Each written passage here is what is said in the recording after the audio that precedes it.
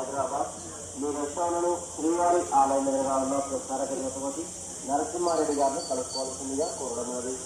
సురచన గారు హైదరాబాద్ మీ రెస్టారెంట్ను శ్రీవారి ఆలయ నిర్వహణలో ప్రసారమైనటువంటి నరసింహారెడ్డి గారిని కలుసుకోవాల్సిందిగా కోరడమైనది.